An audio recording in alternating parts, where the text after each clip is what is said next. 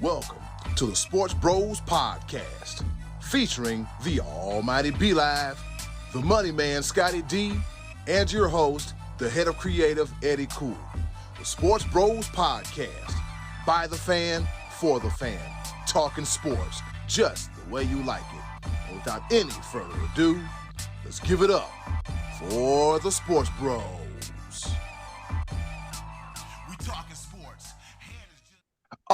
Oh, it's Tuesday, and you know what time it is like to watch this time once again for your favorite sports podcast, none other than the Sports Bros Podcast. I go by the name of Eddie Cool, a.k.a. the HOC up in this thing.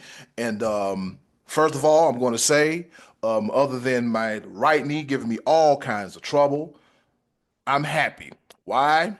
Because a clean sweep in fantasy football between all three teams. B-Live, our alma mater, the North Myrtle Beach Chiefs, they get a playoff win at home as they defeat Lucy Beckham at home to advance to the next round. And of course, them damn Gamecocks keep on winning. So it's been a winner's weekend for yours truly. Now, that rambling wasn't incoherent. It was precise, to the point, and intentional. Of course, y'all know I can't do this by myself. I have two of the best co-hosts in the world, kind of like me being a quarterback, and I got my wide receivers out here. I got Megatron, and I got Adam Thielen out here, and I'm going to throw the ball to him. Introducing first, the almighty B-Live.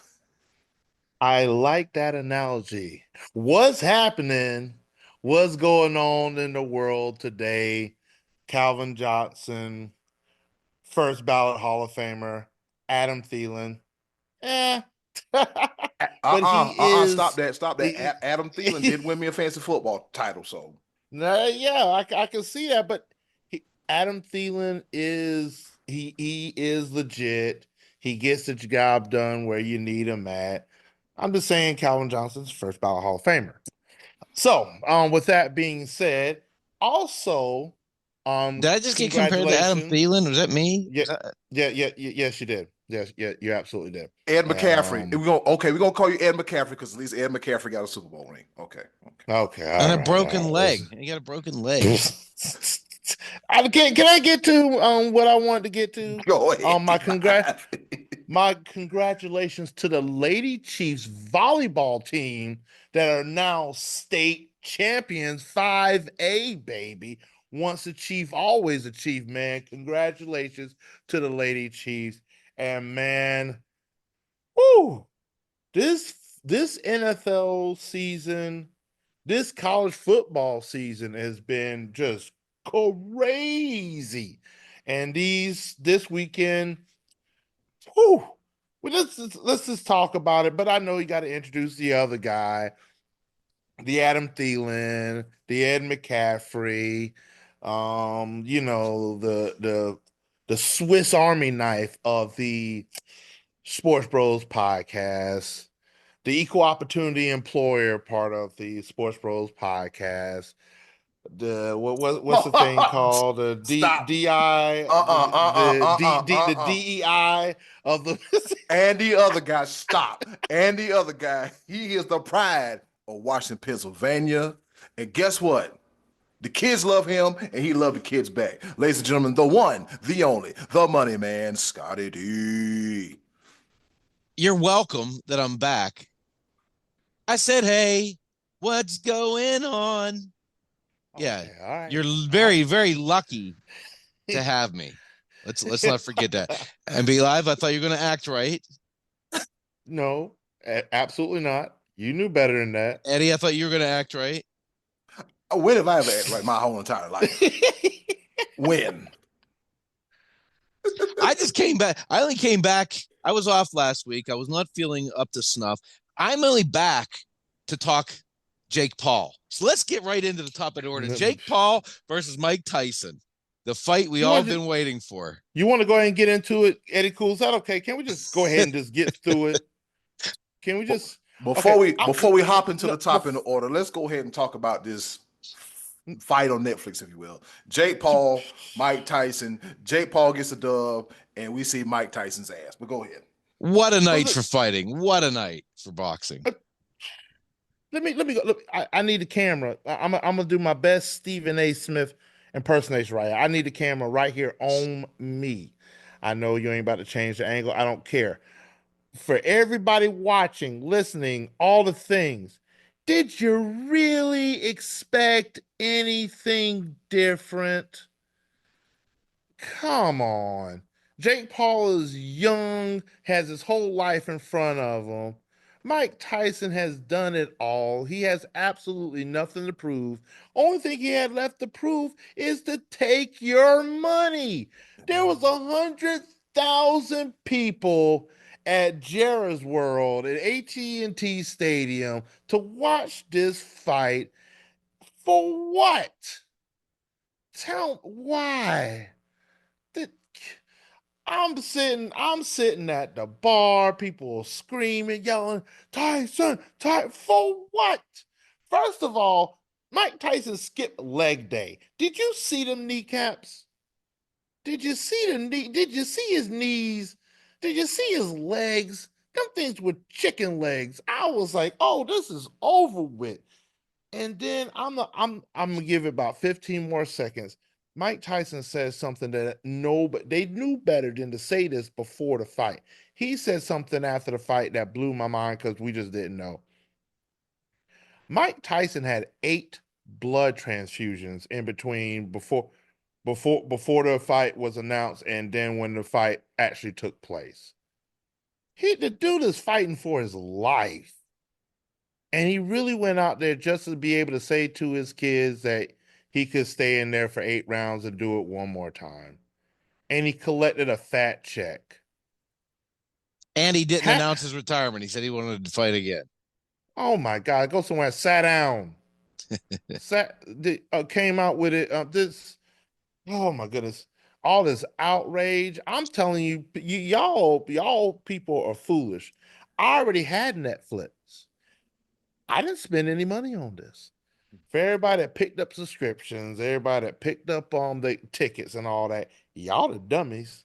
Y'all the fools that actually thought. Did you see all them celebrities there? It was just like everybody was there. 100,000.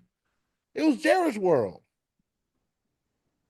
And Jake Paul now has one more win than the Dallas Cowboys have in AT&T Stadium. Oh boy, all right, here cool. it is. Yeah. Hey, another disappointing night in AT&T Stadium. Hey, rumor has it they found a curtain for the fight. How convenient. Right, yeah. So, of the 100,000 that were there, Logan Paul was rooting for Jake Paul, and all the rest were rooting for Tyson. That's what was cool about the event, is that people were hoping that Tyson would have one more lottery punch in him, one more way to connect. And I told everybody that it pretty much went the way, excuse me, I was expecting it. Tyson would get tired early and Jake Paul would just pick him apart. Jake Paul actually, to me, it looked like he went easy on him. After the second round, when Tyson was completely out of gas and couldn't move out of the center of the ring, Jake hit him enough, but he didn't hurt him. I don't think he wanted to hurt him. No, there were 2 things on the line. Jake Paul's like social status and Mike Tyson's just ego. Like it wasn't his legacy wasn't on the line. Okay. I don't think so either. I don't think so. It was one of those things. It went the way that they both said it to be. Mike Tyson, we got the people got to see Mike Tyson in the ring one more time, and Jake Paul put together a spectacle. And here's one thing that I did see floating through the airwaves and whatnot, that Jake Paul has been an advocate for women's boxing. Mm-hmm. And that put a lot more eyes on the women's bout that I didn't watch because I knew that it was going to take 3.5 hours before the fight that I supposedly wanted to see. But a lot of people got to see. What was that third fight? I really don't have it on top of my head, but it was Katie Taylor against Amanda Serrano. There's a lot of people screaming that Serrano should have won. And according to her Serrano's trainer, Katie Taylor got a big ass head. The trainer's hilarious.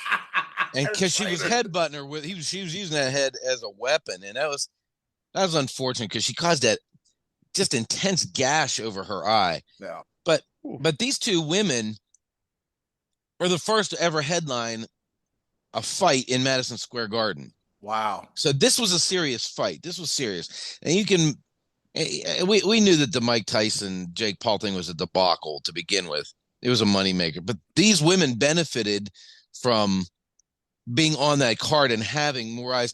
I don't know what the numbers are, but I got to believe that was probably the highest programming Netflix has ever experienced, because the website was crashing.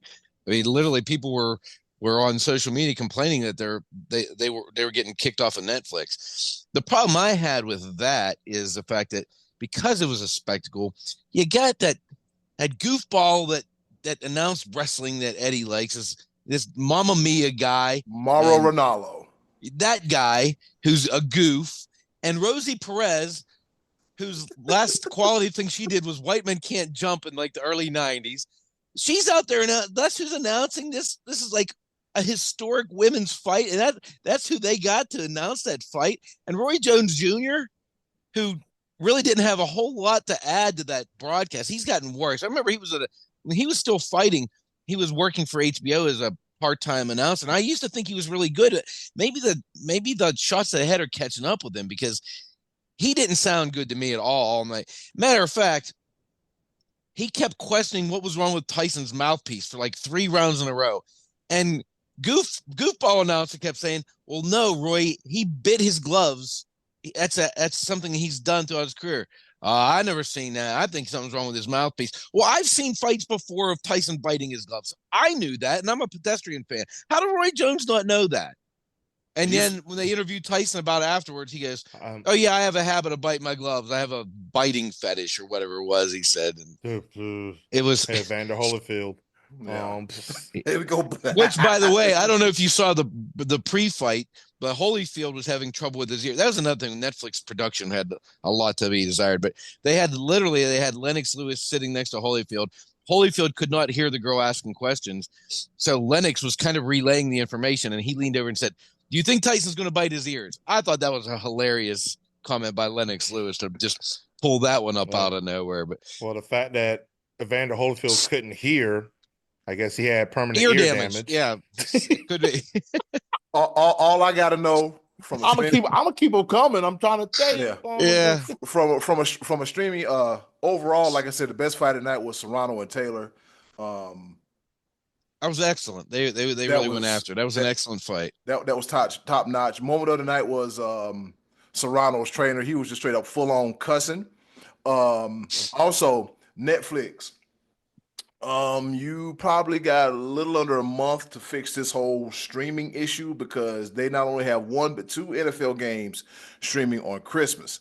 Then directly after that, a few weeks later, the Monday Night Raw era begins on Netflix. Y'all have got to get some servers. Hopefully, for some of this new subscription money, y'all gonna get some new servers. Matter of fact, Spirit has officially declared for bankruptcy. So hopefully, y'all can get some money off of that. But that's neither here nor there. But with that being said, let's go ahead and hop right into it. The top of the order. All right, let's get this thing started. Here it is, the top of the order. All right, fellas. Well, Scotty D, as you once said, Bill Parcells says, you really find out about your team around Thanksgiving. And I think we're about to find out about some teams here in the NFL, because the Steelers, who continue to make us look silly with egg on our face, they get a big win against the Ravens, and the Bills become the 1-91 as they defeat the Kansas City Chiefs. With that being said, fellas, should we really start to consider the Bills and the Steelers as credible Super Bowl contenders? Scotty D, what say you? I would have to say yeah, because the Chiefs, who were last night at about 7:00 in the evening being considered for an undefeated season, have now gone down in defeat. That's over. The Dolphins are sipping champagne. The 72 Dolphins are sipping champagne. But a lot of these Chiefs wins have not been dominant performances. They've won some games where they've been behind and have had to come back, and they always have that in their back pocket. But sooner or later, that catches up with you, and that happened on Sunday against Buffalo. And it's just the fact that it makes them vulnerable. Now, if they continue on and they lose maybe one more game and that's it, or maybe two, they're most likely going to have home field advantage throughout the playoffs. So it's still going to be hard to go into Arrowhead and beat these guys. But at this point, you have to consider the fact that it could happen. Buffalo doesn't look like they're afraid of Kansas City. They look like they believe they belong out there with them. And I love the decision late in the game with 4th and 2, instead of kicking a field goal and giving Mahomes the ball back with, what was it, 2 minutes to go or a minute and a half to go. They said, we have a better chance of beating Mahomes by picking up 2 yards and keeping the ball out of his hands. And they end up scoring a touchdown on that play. Even if they don't score the touchdown, I like the decision just because what do you want to do? Do you want to give Mahomes the ball back and have him have the game in his hands? I don't like when coaches are like, well, I trust my defense. I'm going to put it. Why? This guy beats everybody. It doesn't matter. He beats everybody if it's game on the line and he has the ball in his hands. I love the decision, the aggressive decision, because Buffalo said, we're just going to try to win it right here. And they did. And I like that. And as for the Steelers, I picked them to have their first losing season under Tomlin, and it would take a monumental collapse to make me look right, for me to be right. And it doesn't appear that way. The Steelers are buying in to Russell Wilson. They're buying into Tomlin. They look legit. What can I tell you? I was wrong about the Steelers coming into the season, B-Live. We all were wrong about the Steelers. Because I think if I'm not mistaken, we all was like, this is it. I think we're all, every time I see the Steelers, I'm like, there they go again. None of us picked them to make the playoffs. Nope, there they go again. Last in the division. Yeah. That's like we all picked that. I'm going to put a spin on this. Here should we consider the Bills and the Steelers Super Bowl contenders? The Bills, yes. Because, I mean, not only do they have like the easiest road known to man to make it to the playoffs. I mean, you got the Jets, the Dolphins, and the Patriots in your division. I think they're up by 4.5 games on the nearest opponent in the AFC East. And yeah, they're probably going to end up being the number 1 seed, because I think the Kansas City Chiefs, and the reason why I say this, because I think the Kansas City Chiefs have at least 2 more losses, if not 3, on their schedule. Think so, huh? I think so. Their next opponent is the Carolina Panthers, and the Carolina Panthers have literally nothing to lose. Nothing. That makes them a dangerous team. They're not dangerous. They're losing that game. Here you go. See, they I'm just bringing it back to. I'm just understand it. I'm just telling you.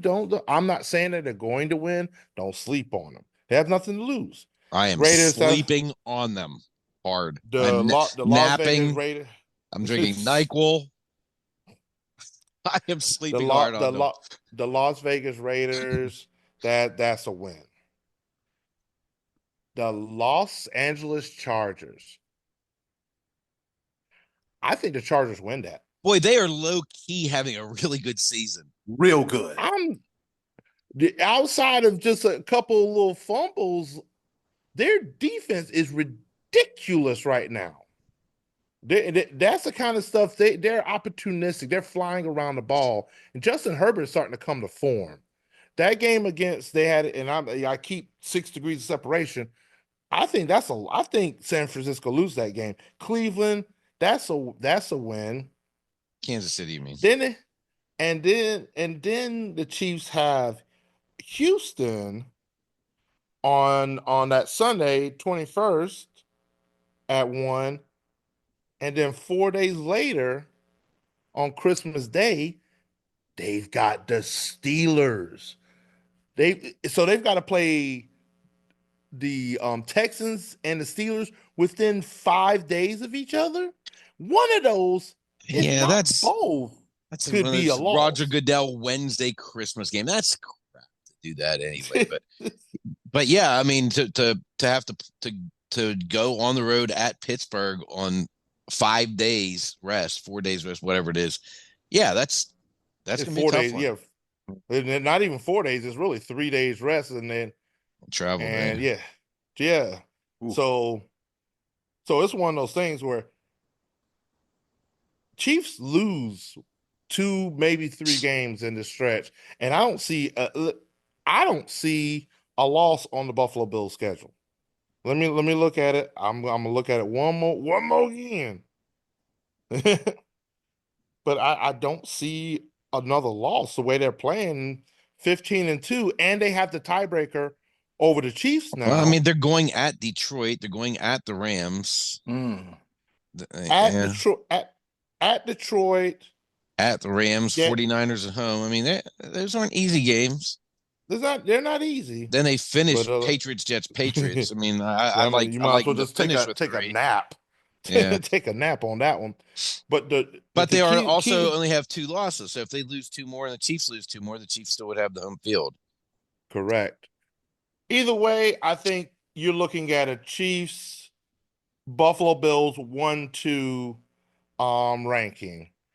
The Steelers, on the other hand, if the Steelers can beat the Kansas City Chiefs on Christmas Day, I'll put them in contendership. They got to be beating the Chiefs. The road to the playoffs goes to either Buffalo or Kansas City. Period. Yeah. So I agree with that. That's where I'm at with that. So I say the Bills, yes. Steelers, to be determined. Eddie Cool, yes, sir. Bills, yes. Why? Because they beat Kansas City.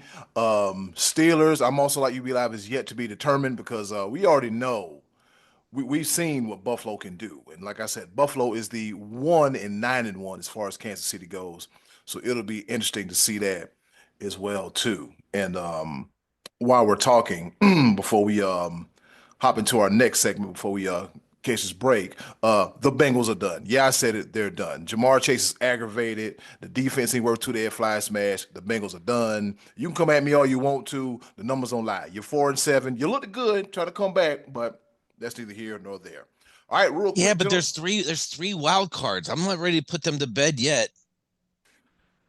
I mean, if they shape up, they could still get that second or third wild card. They still could. They got to make it quick though. They got to make it quick. No, you're right. Yeah, they run out of time. They got to make it quick. Yeah. Joe Burrow has gone 3 games where he's thrown for 300 yards, 3+ touchdowns, 0 interceptions. You want to know what their record is in those 3 games? 0-3. You can't do anything else better as a quarterback than Joe Burrow has done, and they're still losing these games. It ain't happening. The defense. Well, they're getting a bye week, and then they get the Steelers at home. That could be just what the doctor ordered for them because they follow up with the Cowboys and the Titans and the Browns. So they put together a 4-game winning streak. Right there, they're over 500, and it's very possible they could do that. Your 3 wild cards are the Ravens, the Chargers, Chargers, and right now I think it's the Broncos. Yeah, and they play them. That's the 5th game out of the that they have. So they got to run the sheet. Got to run the table. They got to run the table. That could be like a playoff type game right there. Broncos. They finished with the Broncos and at Steelers. So yeah, there's no margin of error for the Bengals any longer. 0. The Bengals, yeah, ain't no better time than right now to start. All right, with that being said, before we head on to our next segment, let's talk about some NFL game balls. And with that being said, Scotty D, who get your game ball for this past week? I was going to go with Burrow, but he lost. Josh Allen beat the Chiefs, had the game-winning touchdown. Josh Allen gets my game ball of the week. All right, Be Live. Oh, hey, where 3 kickers lost the game for their teams, 1 kicker stood true and scored all the points for the Pittsburgh Steelers. Chris Boswell, 6 for 6. He gets my game ball. All right, with that being said, my game ball goes to the Swiss Army knife himself, Taysom Hill. He had 138 rushing yards, 50 yards receiving, and 3 touchdowns. And the guy is listed as a freaking tight end. Are you serious? So shout out to Taysom Hill as his Saints defeat the Cleveland Browns. With that being said, Special game ball for Jake Paul. He beat Mike Tyson. Mike Tyson, one of the almost, baddest men. I, Jake I Paul gets a almost game cussed. ball. He gets a I, game ball for that. I almost cussed. I almost cussed. And before I cuss, here's what I'm going to do right now.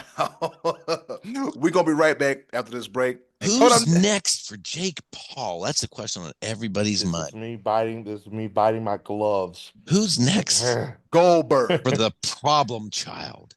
What do you call himself? El Pollo Loco or something like that? something. He was walking around with a chicken on his head. But anyways, coming up after this, your favorite college football segment, the Be Live Top 5 and the Not Top 5. Stick stay. Don't you dare go away. Right here on the Sports Bros Podcast. In the meantime, in between time, check us out on another platform because we got sports here, sports there, and all that whatnot. But on Wednesday, we just break it down a little bit and we talk about mental health. And we ask everyone to let's check in with the Wellness Check Wednesdays podcast. Feel free to join us. For more information, just check out our Wellness Check Wednesday page on Facebook. Click the link, and of course, let's check in. Check in. See you on Wednesday. Ladies and gentlemen, people with bad knees, orthopedic surgeons, Dr. Scholes, former line cooks, and retired chefs. This is the Be Live Top 5. Oh man, you know how much I love my college football. So much so that I said, the heck with the other ratings, the heck with the other polls. This is what I believe through and through should be the Be Live Top 5 and not Top 5. My top 5 did not change that much, but I have a problem filling in that 5th spot. I feel like every now and again, I put somebody, I try to elevate them a little bit higher than they should be. And I put them in that 5th spot of my Be Live Top 5, and they disappoint me every single time. And then, so they get transferred over to my Be Live not Top 5. So I'm going to try this one more time. After week 12, my Be Live Top 5 stays the same with Oregon, number 1, Texas, number 2, Indiana, yes, I said Indiana, number 3. Oh, they're Ohio good. State, number 4. Oh, they play each other this week. Yeah. Oh man, that should be a good game. It is going to be very interesting. But number 5, this hurts me in a sense, but there's no way to really deny it at this point in time. Even though they lost to Northern Illinois at the beginning of the season, all they've done is win, no matter what. And everybody hands go up, and they stay there. And they say, yeah, up, down, up, down, up. I'm talking about the Fighting Irish of the University of Notre Dame. They're number 5, and they've only got to win, a couple more games, and they'll be 11-1 and no conference.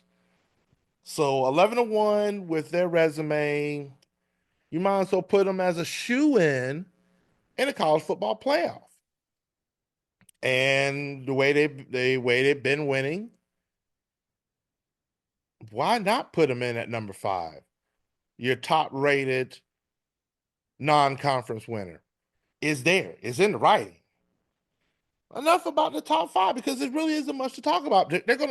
Notre Dame's gonna go 11-1, barring some craziness that seems to always happen in college football. But my not top 5, it differs in a little bit. I'm gonna start off at number 5 with my not top 5 because they haven't been talked about all year, but they were sneakily trying to get their way in there just underneath the radar.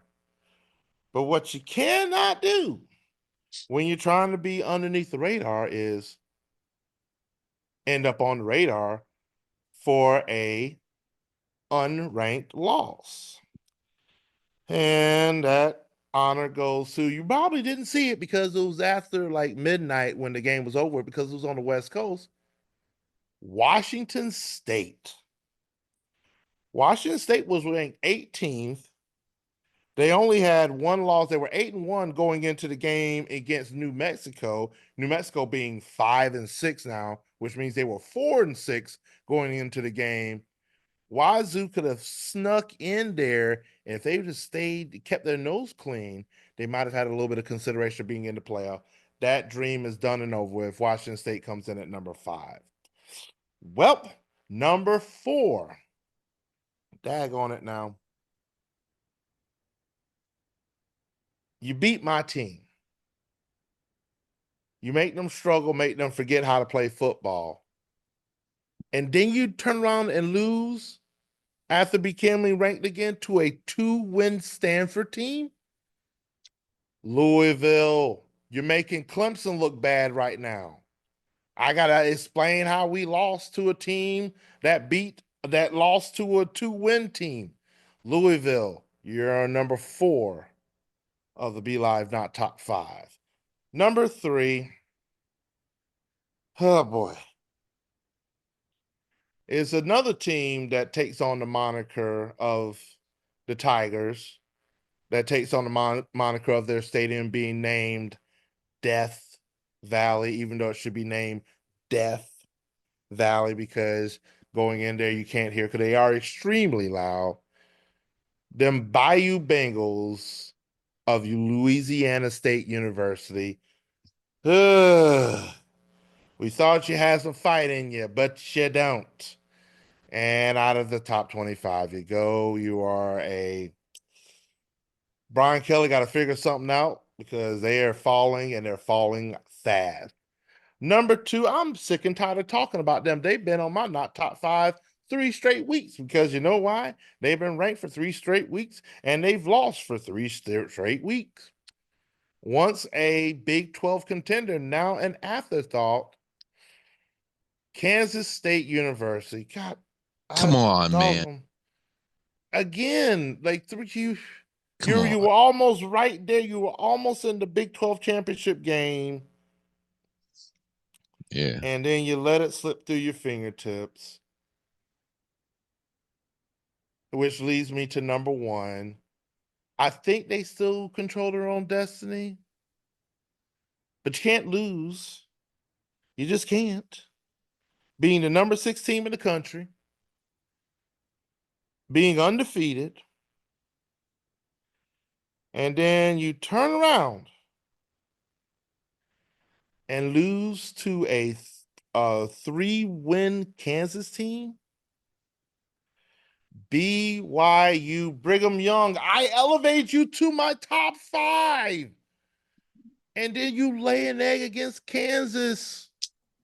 What are you doing? Come on, BYU? man. Come on. BYU, what are you doing, fellas?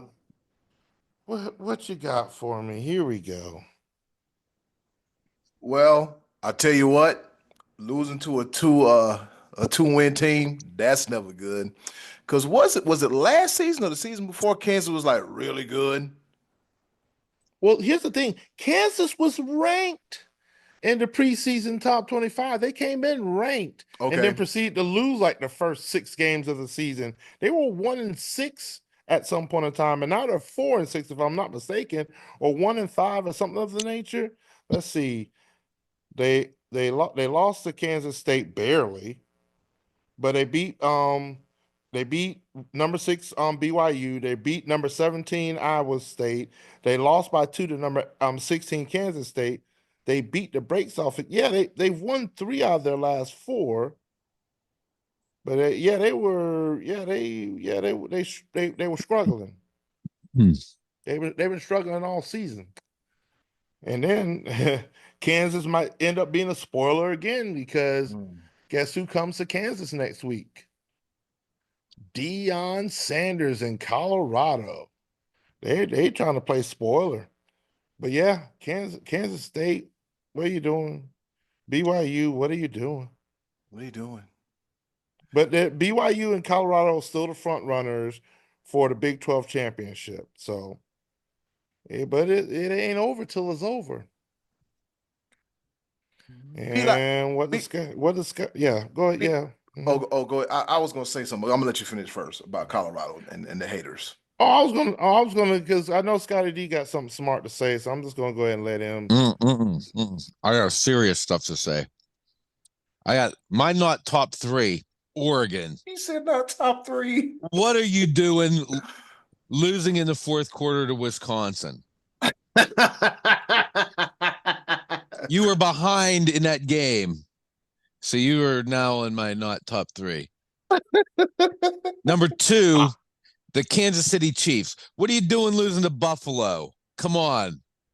You were undefeated and now you lost to Buffalo. And my number 1 team, not top 3. The officiating crew for the Clemson Pitt game. I knew it. I knew this was coming. I knew they were this terrible. They were terrible. I knew it.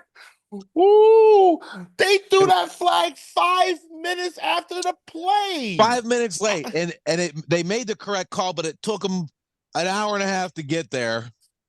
That was it was not to mention Pitt had second and goal on the 2-yard line, and the H-back clearly false started, and no referee threw a flag on that one. And then Pitt called a timeout, and they didn't get the false start. They waited till after the timeout to get an illegal formation. So Pitt was, and that not only that, but the call that the roughing the passer call they did throw on Pitt was so terrible, where their guy tackled the quarterback and fell next to him. He didn't hit him in the head, and I didn't like the call against Clemson in the first half with the targeting. Yeah, when he hit him with the crown in the chest. There was nothing about the officiating I liked in that game at all. And I'm a Pitt fan, and I'm not blaming the loss on the referee because I thought they called it terribly both ways. But it was a terrible day for those officials. It was terrible. It was bad. Now I'm gonna say this. By the letter of the law, you can't leave with the crown of the head anymore. But sometimes your head has to go somewhere. Your head has to go somewhere. Yeah. Right. Yeah. I agree.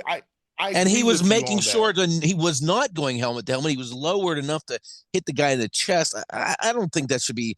I don't think you should kick a kid out of the game for targeting when he didn't even concuss the other guy. He hit him in his shoulder pads. He hit him right in the sternum. I didn't like that call at all. I didn't like the call against Clemson. I didn't like the call against Pitt.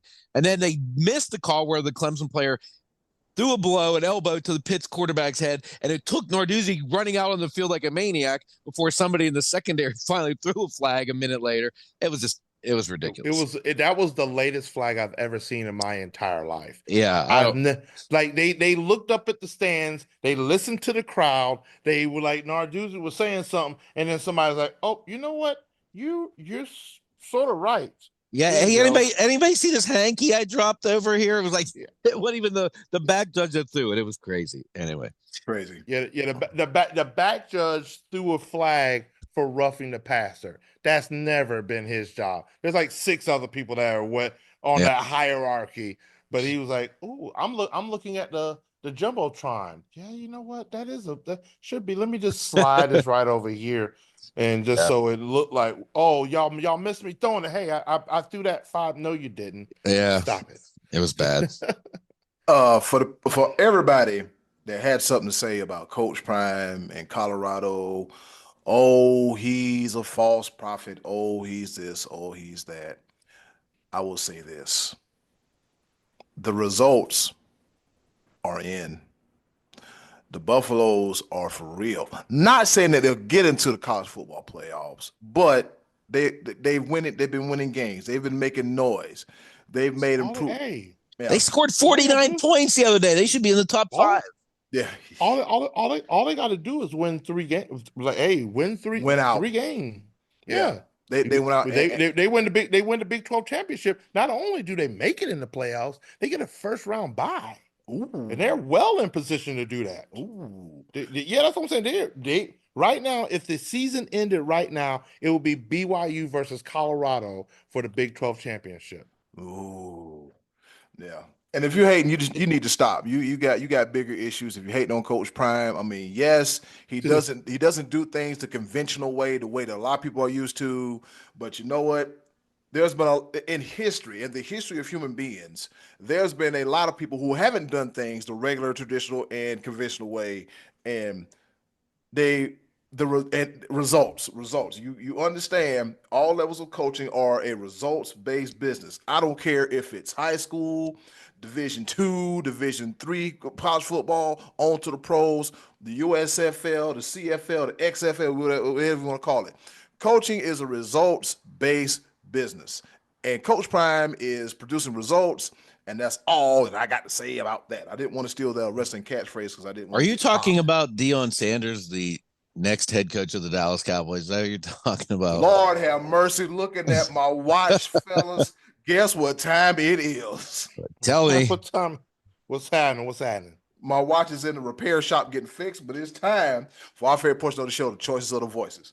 With that being said, hey, yo, Button, hit it. Choices of the voices coming at you right here on the Sports Bros Podcast. You couldn't pay him to take that damn job. We'll be back.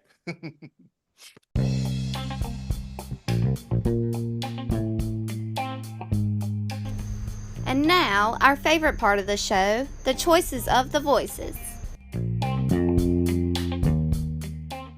Once again, thank you to the wonderful and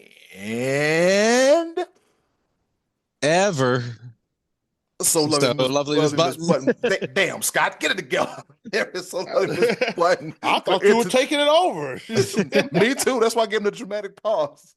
We're introducing our favorite portion of the show, the choice of the voices.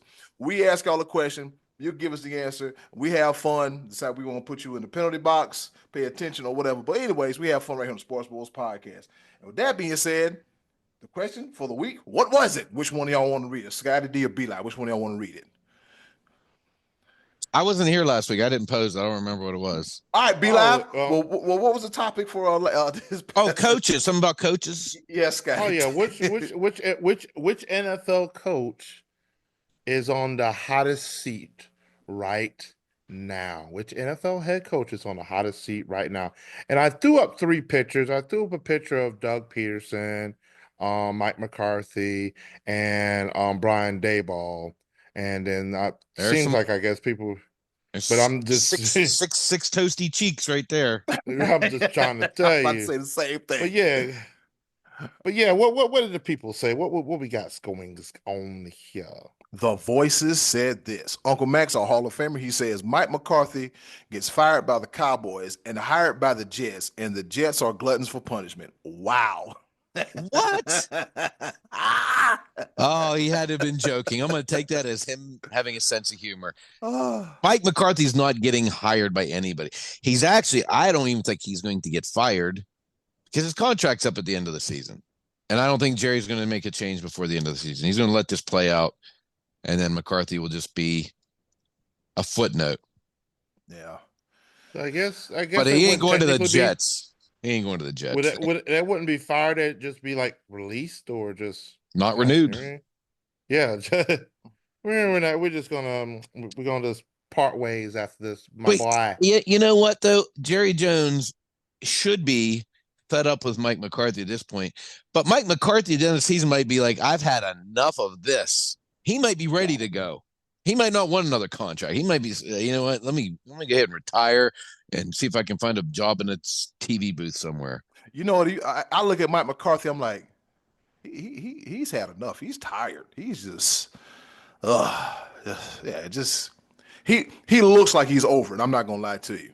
The higher you say he looks like he's over. Oh, I thought you said over overweight. it. No. I thought you said overweight. No. That's a callback to our. I thought Mike McCarthy is. You said he's overweight, and I was not going to disagree with you. No, that's a callback to our Coach McBLT episode with Uncle Max and all that, and also a callback to where Scotty D cursed on the SportsBros podcast when the news broke that Mike McCarthy got the job. No, I was happy. I was excited that day.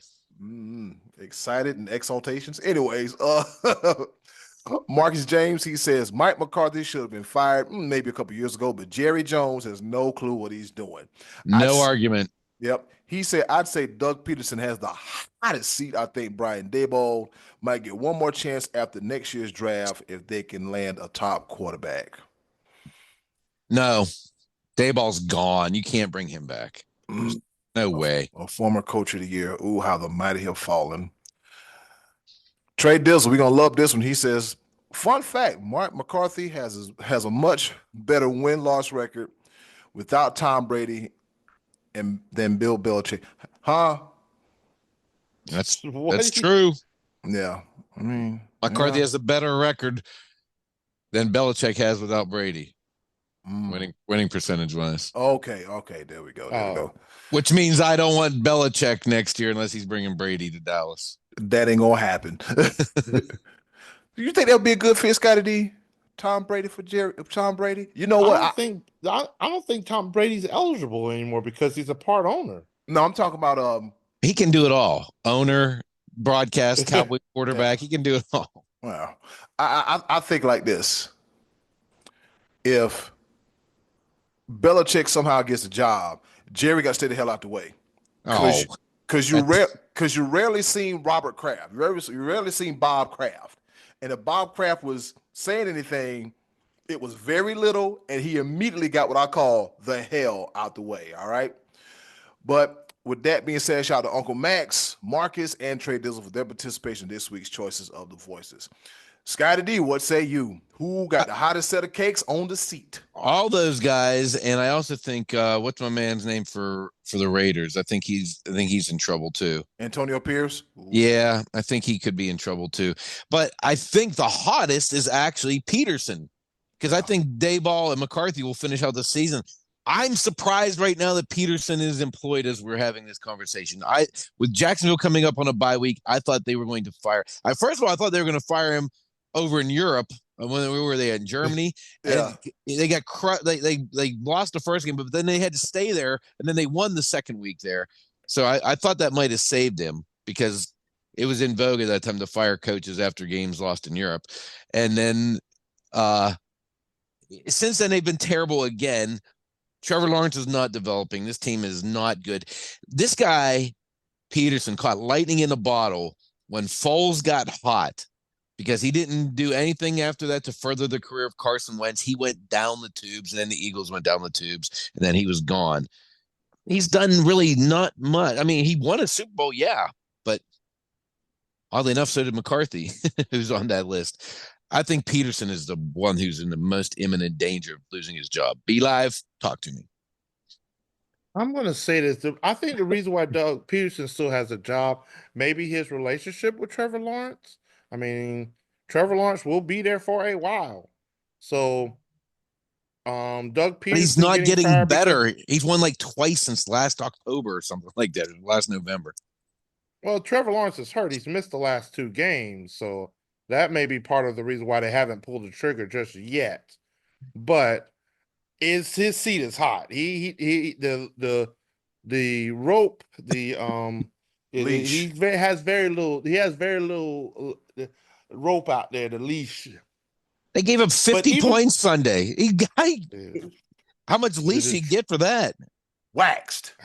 They got waxed. That ass got waxed. There's no better way to put it.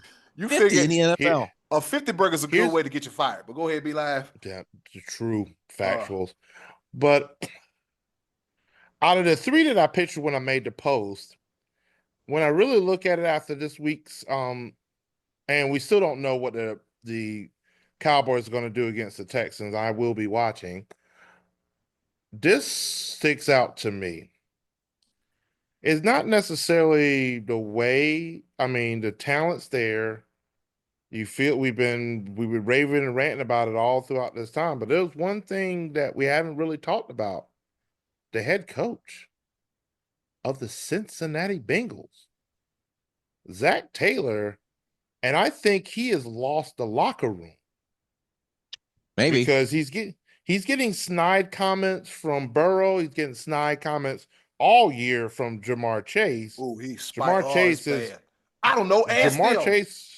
Yeah, Jamar Chase has been very vocal about what Zach Taylor, and to the point of where you're now looking at contract year, T Higgins as well. They're not going to be the same team next year. Do you cut ties now and begin your rebuild? They might still make the playoffs. We were just talking about that. If they make the playoffs, he's not getting cut in the regular season. I don't think that's I think they're one loss away from, because I feel like if they don't make the playoffs, this would be the time to cut ties. This would be the time. Oh, I agree. I think he's gone at the end of the season too if they don't make the playoffs. He might be anyway, because the team is fighting uphill every year because they're not prepared at the beginning of the season. They're climbing a huge hill every year because they're coming out of the box 0-2, 1-3, whatever it is. They're off to a bad start. 4-7. Now 4-7. They basically have to win. They have to win out. Run the table. They have to win out. They have to run the table to make the playoffs. There's no other way around it, especially with the competition around them. Yeah, Zach Taylor. Ooh, how did NBA Jam say? He's heating up.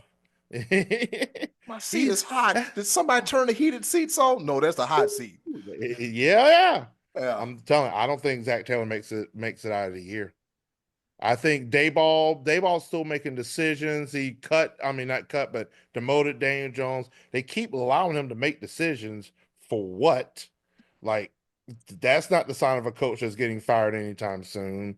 Yeah, Doug Peterson, same thing. Mike McCarthy. He said, yeah, it is. They're all gone. All these guys are gone. They're all gone. All right. I just think the closest to the end of the plank is Peterson. That's just my opinion. Gotcha. Eddie Cool, what say you? Who knows, gentlemen, when it comes to Doug Peterson, he's the obvious answer. We could wake up tomorrow morning, which is Tuesday, and there might be some breaking news that Doug Peterson's gone.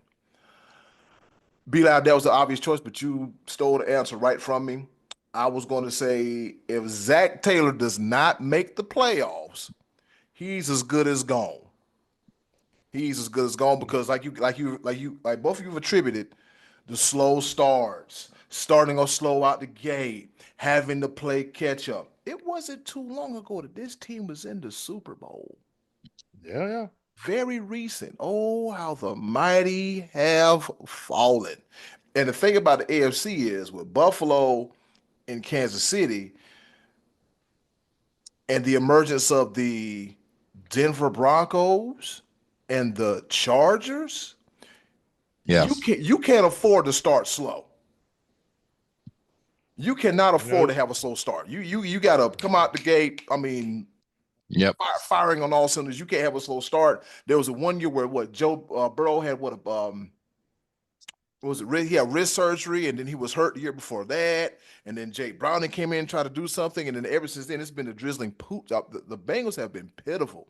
Yeah. Defense, I don't know what's going on, but a classic case of going from sugar to the other word. So it's just I think you can probably pencil in Matt Eberflus from Chicago as another guy. He's confused. He don't know what the hell's going on. Oh yeah, be like I say, those 15 yards didn't matter. Like hell, they don't. He's a goner, and I think Stefanski could be gone too. Yeah. The Browns might be looking at yet another retool, but anyway, we'll see. Yeah, they're all candidates, and something that says like Brian Daboll ain't out quite yet. I think it's just bad management by the damn Giants, because once again, Brian Daboll, Coach of the Year, is the fall from grace is horrible. Well, that does it for this edition of Choices of the Voices. What the hell we got on tap? Oh, that's right. Programming note, everybody. We're taking a break. All right, we're taking a break next week, and depending on how this flight goes, if Spirit doesn't go bankrupt while the plane is landing back. Oh, they're good. They're good. They got it under control. I got an email from them today. Everything's gonna be okay. Okay. All right. All right. So with that being said, that does it for this edition of the Choices of the Voices. Are we going to have a question while we're on hiatus, or? Sure, we are. Give them extra time to think over what we're going to talk about. And what we're going to talk about is, in all the years you've been watching NFL football, who is the best running back tandem you can remember ever watching play? The best backfield combination, two backs, whether it's two good tailbacks, a fullback and a running back, whatever you think. Best backfield running back tandem you've seen play in the NFL. And that'll give us something to talk about whenever it is we come back to do the show again. He said whenever it is we come back, we going to be back. We all, and don't worry, we coming back. Mhm. They don't just let it be known. We're gonna take a little extra time, fill up my belly with some Thanksgiving turkey. Noonday on the 30th. Tigers versus the game chicken. Citadel got the that one too. Yeah. Yeah. We got the Citadel game coming up this week that I'm on the edge of my seat for. The Citadel. Oh yeah, shout out to my nephew Sincere Livingston. Shout out to my nephew Sincere Livingston, who's our Hall of Famer Lorenzo Livingston, his son. He attends the Citadel University. So shout out to him, man. Shout out to him. All right, shout out to him. We're gonna have to give him the beat down, but shout out to him. That's my little cousin Sincere. Much respect to him and everything, and wish you the very best at the Citadel, them Bulldogs. Man, don't be laughing and everything. Y'all playing Wofford. So it's we're So it's gonna be a terrier and a bulldog catching hell this week. Okay, gotcha. Boy.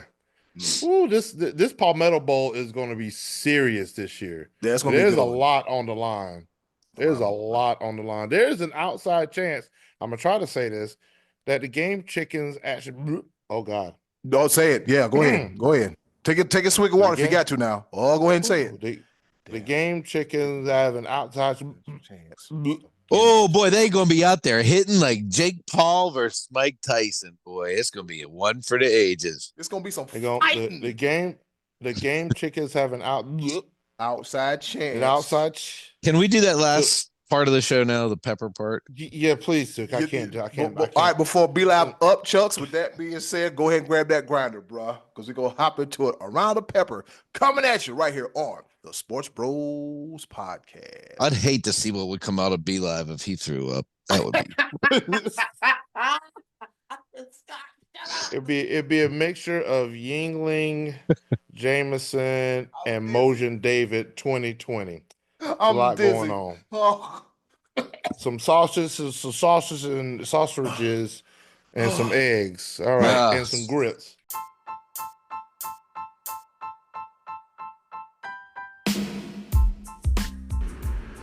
Okay, boys, let's bring it home with a round of pepper. All right, you heard the woman. It's time for us to go home and get what I call the hell up out of here. But before we go, a round of pepper. You know how we do it. 3 topics, rapid fire style, kind of sort of not really, here to engage, enlighten, educate, and entertain. The 4 E's in no particular order. And on this day in history, I'll go first. In 2006, the CFL Grey Cup at the Canada End Stadium. The BC Lions win their 5th championship as they defeat the Montreal Alouettes 25-14. And shout out to the 111th Grey Cup champions, Toronto Argonauts. Over to you, Scotty D. Pitt girls volleyball team, women's volleyball team are 25-1. Be live. Over to you. Woo! Washington Capitals. Alex Ovechkin, Wayne Gretzky. Alex Ovechkin had a hat trick to move up to 866 goals, 29 goals away from the great one, Wayne Gretzky. Wow. Can Ovechkin do it? That's thought history. That was a record that was never going to be broken. I did. Cool. The ball. Untouchable. So the reason why we won't see Drew Lock instead of we see Tony DeVito instead of Drew Lock is simply because of this. For the next 7 weeks, his contract includes incentive for playing time, incentives for passing rating, and incentives and team incentives. And it's all percentage based, and he can make a lot of money. So the Giants said, you know what? We done gave Danny Dimes a bunch of money. Drew Lock, you just sit right there because we ain't trying to give you a bunch of money, and we're going to run with the cult favorite, Tommy DeVito. Over to you, Scotty D. Stipe Miocic was a former two-time heavyweight champion in the UFC. His career came to an end on Saturday night when John Jones' heel come crashing into his rib cage, sending him into retirement. John Jones continues on. Oof. Maybe Tom Aspinall for the interim champion to unify the heavyweight fights. In the meantime, Miocic, farewell. Be Live, over to you.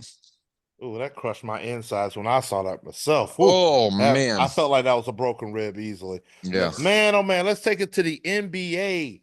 Guess what? The Cleveland Cavaliers. Cleveland, believe land. They're good. 15-0. Wow. Only the fourth team ever in the NBA history to start off a season 15-0. Only one team has surpassed the 15-0 marking. Lakers. That is the Lakers. 2015-2016 Golden State Warriors that won 24 in a row. Probably the Lakers too. And they did that without Donovan Mitchell. Eddie Cool, the ball. I didn't know Donovan Mitchell played for the Warriors. Boy, it's hopping up here. Anyway, so earlier this past week, Harmony Turner, you might want to know who the hell is Harmony Turner. Not only is she the daughter of radio personality DJ Rock T from the Ricky Smiley Morning Show, she's also a player at Harvard University. Earlier last week, she scored 41 points, which is a program high, as they beat the brakes off of Boston College. So shout out to Harmony Turner, making it happen. Get us out. Over to you, Scotty D. Bob Costas is retiring from play-by-play announcing at age 72. He's been broadcasting since 1980. He will continue to work on MLB Network, but he is done as an announcer on play-by-play. Farewell to the legend, Bob Costas. Be Live. Over to you. Oh, man. Big ups to Bob Costas. Man, oh, man. What a legend.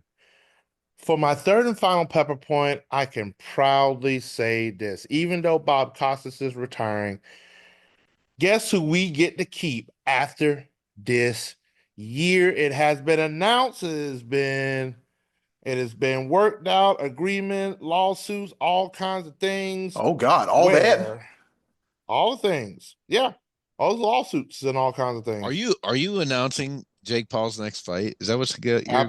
Absolutely not. I am announcing that while we're losing Bob Costas, we get to keep Ernie Johnson, Charles Barkley, Kenny Smith, and Shaquille O'Neal.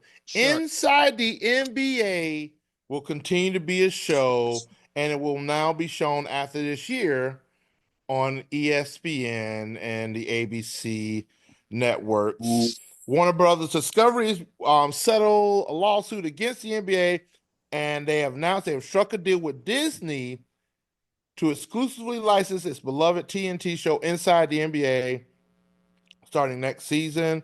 Basically saying, hey, I don't have to go on Amazon Prime to watch it, right? You do not. No. All right. Yes. And TNT Sports is still producing it, so that means the show should pretty much stay the same, I would think. Yeah. Yes. Because that production crew on that show is every bit as good as the guys who are on the four guys that are on the panel, I think. And we all know working in this industry, a good production makes a great show. I'm sorry, great production makes a great show. Yeah, the contracts that Ernie and them have with TNT will remain. It's still produced by TNT Sports. It will just be shown on ESPN and ABC exclusively. So it's not no Amazon Prime. You ain't got to go sign for another subscription. Just be shown on ESPN. That's it. But also they got some other sweet things in the deal that they received. Warner Brothers Discovery also received the rights to broadcast live NBA games in Northern Europe and Latin America for the next 11 years. So they haven't lost all of the rights. Hey, they're the international provider of the NBA for Northern Europe and most of Latin America. So they doing. So I'll still get to watch them gunning 3-pointers all over the world, just chucking them up, just chucking up three. Yeah. Hey, Scotty, if you're watching the Boston Celtics. What do you say, Scotty? When in doubt, just keep shooting. Go ahead. Just put it up, baby. Just put it up. Just All put right, it up. speaking of putting up, shoot the the tray. J. Shoot it. it. And speaking of putting it up, we're going to put up this here show. It's been another episode of the SportsBros Podcast. I am not a fan of this whole Emirates Cup. I don't like it. Can't stand it. The court is just ugly, atrocious, and horrendous. And with that being said, do something nice for yourself. And you can't do something nice for someone else, they'll greatly appreciate it now more than ever. Be a blessing, not a burden. We'll see you in a few. Okay, now the Another beeline episode is gone. Let's start the real show. Oh, of the Sports Bros Podcast. He in your face. Take us home, Be Live. Yes, sir. We love y'all. Thank y'all for watching and listening to the Sports Bros Podcast, your favorite sports podcast. Talking sports just the way you like it. All right, I'm done talking. Bye.